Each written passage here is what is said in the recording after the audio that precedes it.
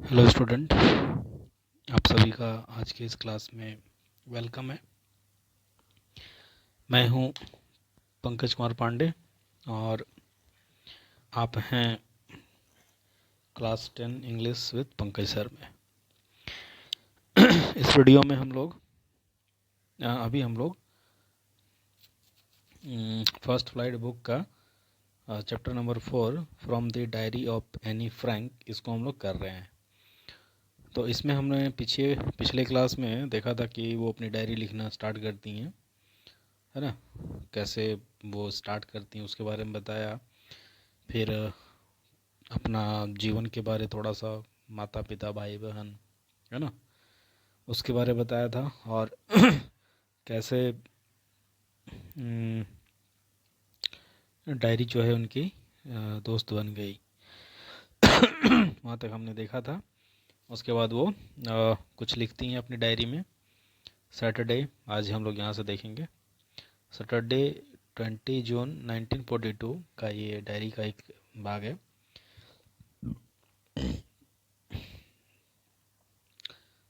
Anne Frank जो थी, उन्होंने अपनी डायरी को अपनी बेस्ट फ्रेंड माना था और उसका नाम था किटी। ठीक है, तो शुरू करते हैं। सैटरडे 20 जून 1942। डियरेस्ट लिखती हैं, डियरेस्ट किटी, मेरी प्यारी किटी। अपनी डायरी को बोल रहे हैं।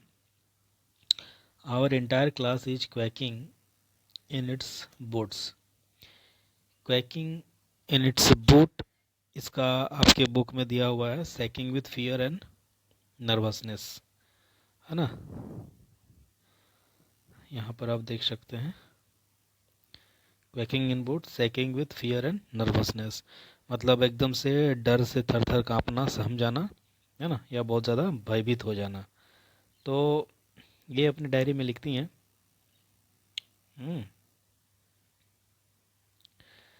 कि हमारा जो पूरा क्लास था वो एकदम डर से काँप रहा था।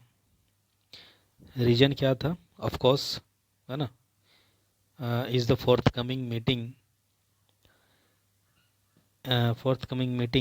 in which the teachers decide who will move up to the next form and who will be kept back. वो अपनी डायरी में लिखती हैं कि डियरेस्ट किटी, हमारी पूरी क्लास जो है वो सेकिंग विथ फियर एंड नर्वसनेस, है ना, घबरा कर और डर से पूरा क्लास जो है वो हिल रहा था, डर से कांप रहा था। रीजन क्या था? तो ऑफ कोर्स जो आने वाली मीटिंग थी जिसमें टीचर ये करने वाले थे, ये डिसाइड करेंगे कि कौन जो है वो नेक्स्ट फॉर्म यानी कि अगले क्लास में कौन जाएगा, और who will be kept back, और कौन जो है पीछे रह जाएगा, कौन आगे बढ़ेगा कौन पीछे रह जाएगा। ठीक है, एग्ज़ाम होने के बाद होता है ना पास और फेल का, तो वही है यहाँ पे बता रही हैं। Half the class is making bets, bet यानी कि शर्त लगा रहे हैं एक दूसरे से, है ना। आधा आधा आधा जो क्लास है वो शर्त लगा रहा है क्या, कि GN and I, sorry, half the class is making bets, मैंने आधा क्लास जो है वो बेट लगा रहा है। GN and I laugh our selves silly at the two boys behind us. GN और हम जो हैं, GN किसी का नाम होगा, GN और मैं अपने आप में हंस रहे हैं, है ना, काफ़ी मूर्खतापूर्ण या सिली ढंग से। एट द टू बॉयज़, मतलब दो बच्चों पर जो हमारे पीछे हैं, कौन? CN and Jacks, who have staked their entire holiday saving on their beds, है ना। तो GN और मैं जो है अपने आप में हंस रहे हैं उन दो लड़कों को देख करके, उन दो लड़कों पर जिनका नाम है CN और जैक्स, जिन्होंने हॉलीडे की सेविंग, है ना, छुट्टियों में जो पैसे जो बचा करके रखते हैं, है ना, वो पूरा जो है वो बेट में लगा दिया। इस पर हम लोग हंस रहे हैं, कौन? तो GN और आई। फ्रॉम मॉर्निंग टू नाइट, सुबह से शाम रात तक, it's you are going to pass, है ना, no I am not, yes you are, no I am not. तो सुबह से लेकर रात तक बस यही चल रहा था कि तुम जो है पास हो रहे हो, नहीं मैं नहीं, हाँ तुम पक्का पास हो रहे हो, नहीं मैं नहीं, ठीक है, यही सब चल रहा था, तुम पास हो रहे हो, नहीं मैं नहीं हो रहा, ये सब हो रहा था सुबह से लेकर रात तक। No, no I am not, even jeez pleading glances and my angry outburst can't calm them down। यहाँ तक कि जो जियंस है ना, जी, है ना, वो जो है वो विनती कर रही थी। एक सबको एक झलक देख करके, सरसरी निगाह में देख करके सबसे विनती कर रही थी। और मेरा गुस्सा जो कि फूटने वाला था, है ना, उन पर, लेकिन फिर भी उनको जो है वो शांत नहीं कर पा रही थी या नहीं सक रही थी। If you ask me, there are so many dummies that about a quarter of the class should be kept back, but teacher are the most unpredictable creature on earth। कहती है आगे कि यदि तुम मुझसे पूछो, if you ask me, there are so many dummies, dummy मतलब होता है मूर्ख लोग, है ना, जिनको कि कुछ अनुभव नहीं होता है। तो बहुत सारे ऐसे डमी लोग हैं, है ना, that about a quarter of the class, मतलब क्लास में जितने भी बच्चे हैं उसका क्वार्टर यानी कि चौथा भाग, 1/3, है ना, मान लो जितने भी हैं उसका 1/3 जो है वो पीछे रह जाएगा।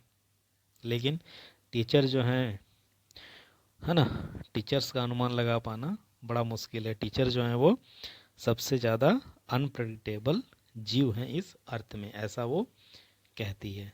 ठीक है, आ रहा है समझ में? चलिए आगे चलते हैं यहाँ से। आई am not so worried about my girlfriend and my self. आगे है कि मैं बहुत ज़्यादा चिंतित नहीं हूँ मेरी फ्रेंड के बारे में और अपने बारे में। विल मेक इट, हम लोग जो है कर लेंगे, मतलब हम लोग पास हो जाएंगे। ठीक है। The only subject I am not sure about is math. आगे बोलती हैं कि एक ही सब्जेक्ट है जिस पर मुझे भरोसा नहीं है, वो है math. Anyway all we can do is wait. फिर भी देखते हैं अभी हम लोग क्या कर सकते हैं। तो एक ही काम कर सकते हैं कि हम लोग इंतज़ार कर सकते हैं। ठीक। Until then we keep telling each other not to lose heart. और तब तक हम एक दूसरे को दिलासा दे सकते हैं, एक दूसरे को बोल सकते हैं कि हिम्मत मत हारो, है ना, अपना दिल छोटा मत करो। I get along pretty well with all my teachers, है ना, I get along pretty well with all my teachers. मैं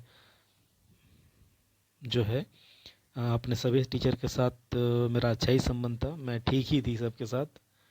देयर आर 9 ऑफ देम, है ना, उनमें से 9 थे, टोटल 9 थे। 7 मेन थे और 2 वुमन थे। Mister Keesing the old foggy who teaches math. Mister Keesing एक टीचर का नाम है, वो काफ़ी ओल्ड फॉगी थे। ओल्ड फॉगी यानी कि पुराने फैशन, ओल्ड फैशन, है ना, पुराने ख्यालात के जो टीचर थे, काफ़ी स्ट्रिक्ट थे, वो मैथ पढ़ाते थे। was annoyed with me for ages because I talked so much। तो वो जो है मुझसे बहुत ज़्यादा चिढ़ते थे शुरुआत से ही, है ना, क्योंकि मैं बहुत ज़्यादा बात करती थी। Talked so much. After several warnings, उन्होंने मुझे कुछ चेतावनियाँ भी दी, है ना, सेवरल वार्निंग्स। ही असाइंड मी एक्स्ट्रा होमवर्क। जब बहुत ज़्यादा वार्निंग होने के बाद भी जब मैं नहीं मानी, जो कि आदत है ना, तो उन्होंने मुझे एक्स्ट्रा होमवर्क दे दिया। एन एसे, है ना, an essay on the subject a chatterbox. Chatterbox पर उन्होंने मुझे ऐसे लिखने के लिए दे दिया। A chatterbox what can you write about that, इसके बारे में आप क्या बता सकते हैं, हाँ, चैटर बॉक्स के बारे में. I would sorry about that letter, I decided, है ना. मैंने सोचा कि मैं एक लेटर में उन्हें सॉरी बोल दूंगी लिख करके. I jotted down the little in my notebook, मैंने अपने नोटबुक में थोड़ा सा लिखा, है ना. जोटेड डाउन लिखा, थोड़ा सा, तुरंत लिखा झटपट. और tugged it in my bag and tried to keep quiet, और फिर इसको जैसे तैसे बैग में भर दिया और कोशिश किया शांत रहने की. दैट इवनिंग, यहाँ तक तो हो गया, आ रहा है समझ में, वो अपने बारे कैसे बता रही हैं, ठीक है. तो कोई दिक्कत यहाँ तक तो नहीं होना चाहिए. हाँ, आगे. That evening after I had finished the rest of my homework, the note about the essay caught my eye. उस शाम को अपना सारा होमवर्क ख़त्म करने के बाद मेरा ध्यान जो है, मेरी आंखें उस एसे के नोट पर गई, है ना, ऐसे पर गई जो मुझे लिखना था. I began thinking about the subject while chewing the tip of my fountain pen. Fountain pen आप लोग जानते हैं, जो पेन आप लोग के पास है ना. इस फाउंटेन का जो टिप होता है, टिप समझते हैं ना, उसको बहुत लोगों की आदत होती है मुंह में पेंसिल को रखना, तो उसका टिप को च्यू करके, मैंने चबा चबा कर वो सोचना शुरू किया उसने. Anyone could ramble on and leave big space between the words, but the trick was to come up with convincing argument to prove the necessity of talking. यहाँ पर ये क्या कह रही हैं, थोड़ा सा इसको ऊपर कर लेते हैं.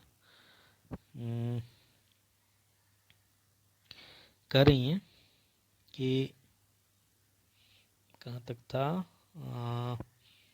हाँ, anyone could ramble on.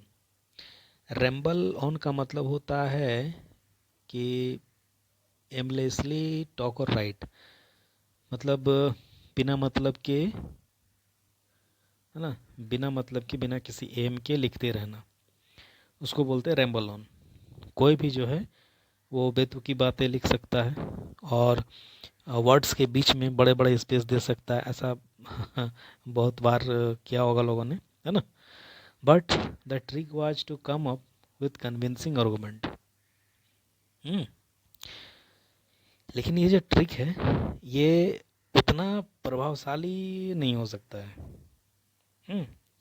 But the trick was to come up with convincing argument to prove the necessity of talking.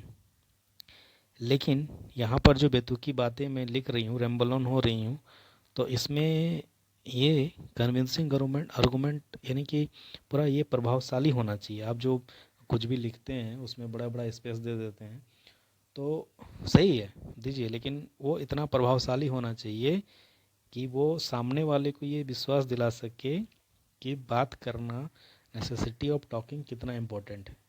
ठीक है. I thought and suddenly I had an idea.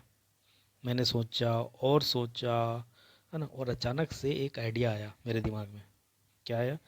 I wrote the 3 pages Mister Kissing had assigned me. मतलब Mister kissing ने मुझे जो assign किया था, जो काम दिया था, मैंने उस पर 3 पेज लिखे. एंड वाज सेटिस्फाइड, और मैं संतुष्ट थी. आई आर्गूड दैट, मैंने बहस किया, मैंने तर्क दिया, है ना, मैंने ये बात रखी कि talking is a students trait. कह रहे हैं कि मैंने लिखा 3 पेज और मैं सेटिस्फाइड थी, और मैंने उसमें ये आर्गू किया, यानी कि मैंने ये समझाया, इस तरह से ये तर्क दिया कि टॉकिंग जो होता है, बात करना क्या होता है, स्टूडेंट का ट्रेट होता है. ट्रेट यानी कि गुण, लक्षण, है ना, उसकी क्वालिटी होती है ना, स्टूडेंट की. And that I would do my best to keep it under control. और इसमें मैं क्या कर सकती हूँ कि मैं चीज़ों को अपने कंट्रोल में रख सकती हूँ, ये कर सकती हूँ, लेकिन बात करना ये स्टूडेंट का ट्रेट होता है, ठीक है, ये वो आर्गू कर रही है ना। ये वो आर्गू कर रही हैं कि बात करना स्टूडेंट का गुण होता है, लेकिन इसमें आप क्या कर सकते हैं, उसमें एक आप कर सकते हैं कि चीज़ों को आप अंडर कंट्रोल, नियंत्रण में रखें, ठीक है। But that I would never be able to cure myself of the habit, लेकिन मेरी जो हैबिट है मैं अपने आप में उसको कभी ठीक नहीं कर सकती हूँ। Never be able to cure myself, क्यों क्यों नहीं हो सकता? Since my mother talked as much as I did, क्योंकि मेरी माँ मेरी तरह ही बोलती थी, बहुत ज़्यादा। If not more, and that there's not much you can do about inherited trait, ठीक है। और यदि आप देयर्स नॉट मच, बहुत ज़्यादा आप नहीं कर सकते हैं। इनहेरिटेड ट्रेट जो होता है, इनहेरिटेड ट्रेट का मतलब ऐसी क्वालिटीज़ फिजिकल और मेंटल जो हमें अपने पेरेंट्स से मिलती है, ठीक है, उसको इनहेरिटेड ट्रेट्स कहा जाता है। आया समझ में? इनहेरिटेड ट्रेट का मतलब होता है कि फिजिकल या मेंटल क्वालिटी जो किसी को अपने माता पिता से मिलती है नेचुरली, ठीक है, वो इनहेरिटेड ट्रेट होता है। और इसमें आप ज़्यादा कुछ नहीं कर सकते हैं, बस आप चीज़ों को अंडर कंट्रोल रख सकते हैं। तो एनी फ्रैंक ये सब बता रही हैं अपनी डायरी में, ठीक है। आपको समझ में आया होगा आई थिंक, ठीक है। तो ये आपको यहाँ तक तो समझ में आ गया होगा। तो आज हम लोग जो हैं, आज का क्लास हम लोग यहीं तक रखते हैं। आई होप आपको समझ में आया होगा, ठीक है। और आपसे कहना चाहूँगा कि आपके बुक में जो साइड में जो दिए रहते हैं वर्ड, मैं हर एक बार बोलता हूँ आपसे कि आप इन सारे चीज़ों को, है ना, इंग्लिश टू इंग्लिश याद कर लें, बहुत ही काम आएगा आपके, ठीक है। एग्ज़ाम के दृष्टिकोण से भी अच्छा है। कोई दिक्कत समझने में नहीं, ठीक है। और आज का क्लास हम लोग यहाँ तक रखते हैं, यहाँ तक। नेक्स्ट क्लास में हम लोग इसको पूरा करेंगे, ठीक है। यहाँ तक आपको समझ में आया होगा, आई होप। आपको वीडियो अच्छा लगा होगा, अगर अच्छा लगा हो तो लाइक करें, कमेंट करें, शेयर करें, और चैनल को सब्सक्राइब करके बेल आइकन ज़रूर से दबा दें। यहाँ पर आपको क्लास 10 के इंग्लिश का पूरा सिलेबस इजी तरीके से कंप्लीट कराया जाएगा, बिल्कुल आसान तरीके से। तो आप इस चैनल को सब्सक्राइब करके बेल आइकन पक्का से दबा दें। वीडियो को पूरा देखने के लिए आप सभी स्टूडेंट्स का बहुत बहुत thank you. Thank you student.